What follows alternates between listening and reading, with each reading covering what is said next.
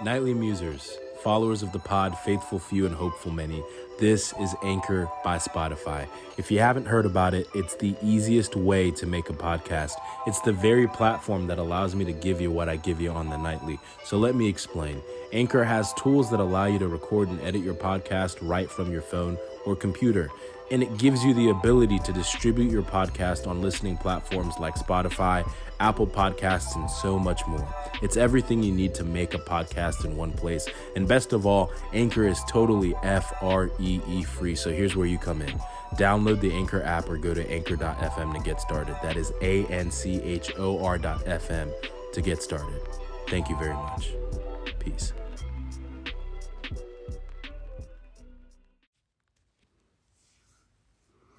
Good evening. Welcome to the Nightly Muse. This is your boy Tinayeshe. I'm glad you're here. To be honest, I don't know what to talk about right now.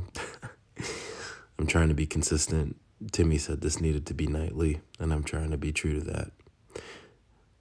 But as I say that, I'm reminded of what I was thinking about.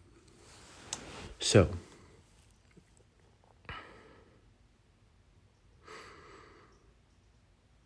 it's wild, and I'm not sure.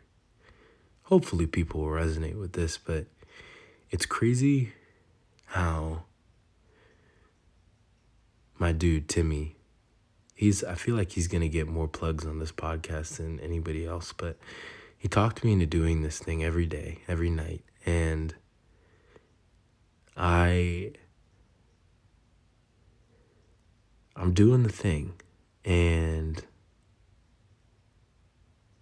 do the thing, Julie, do the thing. Avatar: The Last Airbender. Avatar: The Last Airbender. One of my favorite shows. I would say it's my favorite show of all time. This Is Us just finished, and that messed me up today. But I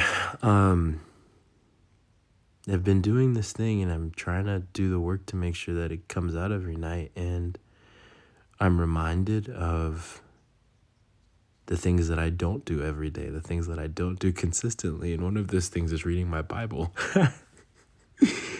And so, as any Christian may resonate, it's funny, it's fascinating to me how we can commit to. There's so many things we do every day. There's so many things that we train ourselves to do. There's so many things that we just do naturally off habit. And the things that we need, the things that literally give us life, the things that give us connection to the Almighty, we don't do. And so I started this plan to read scripture, and I needed structure, but I needed to be gracious to myself because I don't love reading. I do have a favorite book series, but it's the Chronicles of Narnia, and some of you may judge me for that, but it was amazing. And I'm going to tell you about that at some point. But I struggle to be consistent with that. And I'm in Leviticus right now, and no disrespect to the author, which I guess is God. So no disrespect to you, God, but Leviticus is tough, man. Like, it's just tough. It's dry. It's not a ton of narrative, and it's a lot of rules and a lot of structure and a lot of just stuff that I don't want to read about. And I'm learning to value it. I've got a pretty cool study Bible that finds a way to thread everything back to Jesus. But man, I'm struggling. But I know that I need it. And it was really cool. And maybe this will be an encouragement to some of you out here who've done this for a while, or even with other things that you may try that aren't religious. I had to get to a point where I was honest with myself, and I was like, well, my behavior shows that I don't really like reading my Bible. And I can do the whole read a Bible thing in a year, but honestly, I can't, because that's just not me. And I'm going to slip. I'm going to miss days. But over time, as I've tried to do this and just take steps in the right direction, I've become more interested. I've become more eager and to desire reading more. And on the times where I was consistent, I developed this yearning for spending time with God in that way. And when I would slip, there was a part of me that wanted to go back even more. And so the days in between when I would mess up, they became less and less and less. And, if you practice anything long enough, you can fall back into whatever you were doing before. But it's fascinating how the mind works. And it's also fascinating how the one direct thing that God gave us outside of prayer to actually spend time with him and get to know him better, I struggle to do so much. But it's the same thing with working out. I had to get to a point where I realized the only time that I really enjoyed working out was when it was set up for me when I played football. Everything was set up. Went to workouts. It was 3 days a week. It was great. You had a team atmosphere. And that was the time I was most consistent. It was the times when I had to be. But when I need to be, it's hard because you bargain with yourself. You always come up with an excuse for why you can do it 2 days later or a week later, and then it turns into a month later, and then all of a sudden it's been months and you haven't done anything for yourself to take care of yourself. It's the same concept.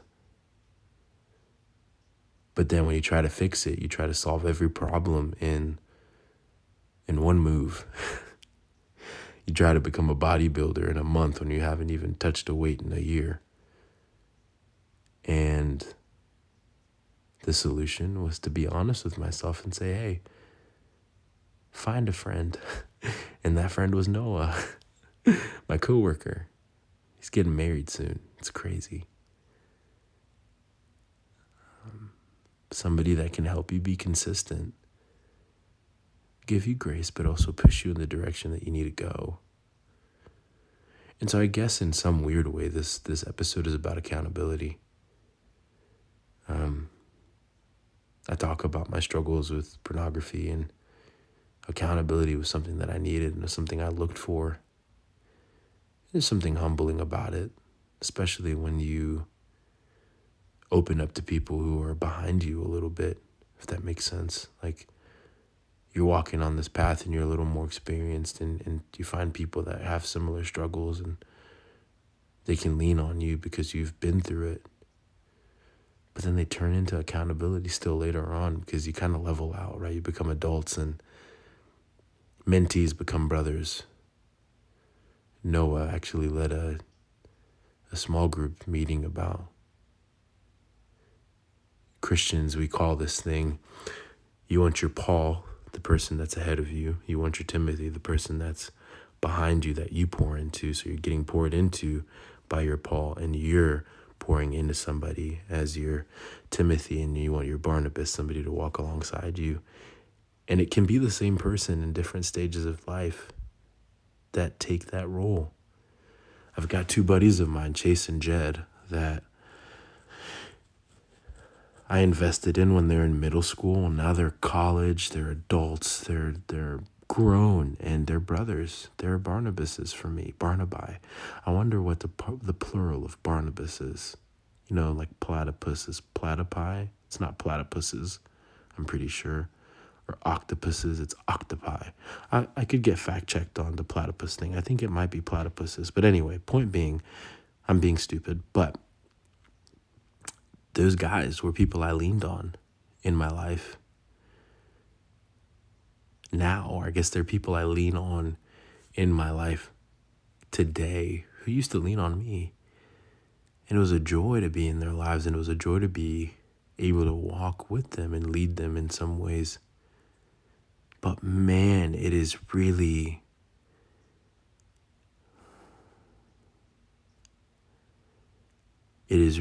just softened my heart and kind of made it, it's just really sweet to see how people I call little brother, I call brother now because of how our relationship changed. And I literally saw them be the people I could lean on when I needed it, when I was spiraling, and they wouldn't let me spiral out of reach. And so Accountability, it's a beautiful thing. It is a challenging thing, but it's so necessary.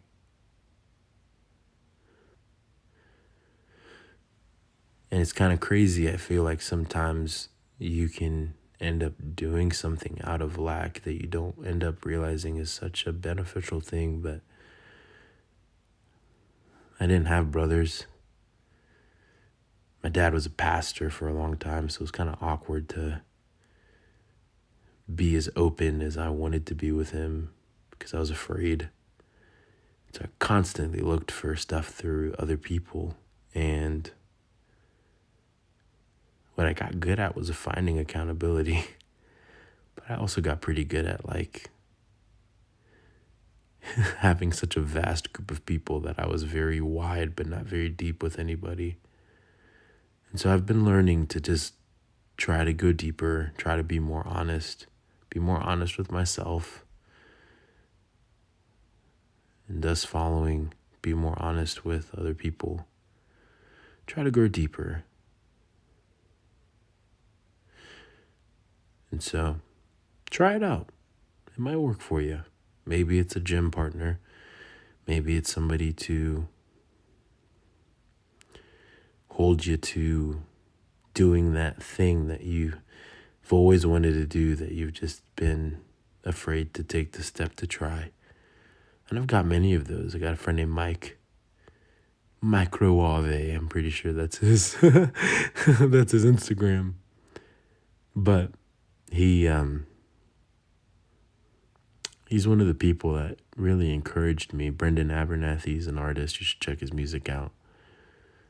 Him and his friends, I opened for him in Boone and stayed at his friend's house, and they all encouraged me. We encouraged each other to follow our dreams, and now we hold each other accountable to that. It's not all the time, but it's just a check-in. Hey, how's the music coming? Hey, how's the book going? And now that I'm recording this, it's reminding me of the fact that I need to hit Mike up and see what's going on. But within the consistency, I guess the thing that struck me, that's got my mind going, is we're really, really good at committing to things that are important on this side. But it's so easy to just overlook the things that have eternal value. And so I guess this is my way of being accountable to an innumerable amount of people, to say, I gotta try. If I'm willing to do something as wild as this every day, which is gonna be a mess, y'all. But it's gonna be a beautiful mess, and I'm gonna be doing it with you guys, and it's gonna be great. At the same time, I've got to consider the fact that there's a God that I say I believe in, whose very heart points to a desire to spend time with his creation and with his children. And that's what I was created for. And I neglect it over and over and over again. And so, I don't know, here's to accountability and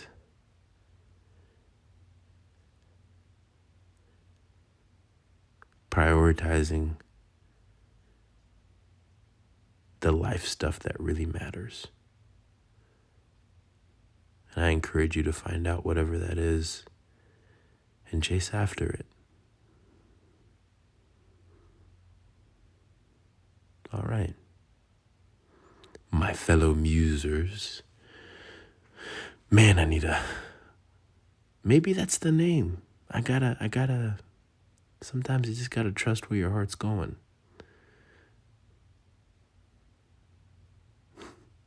To my people, thank you for tuning in. I'll talk to you soon. Peace.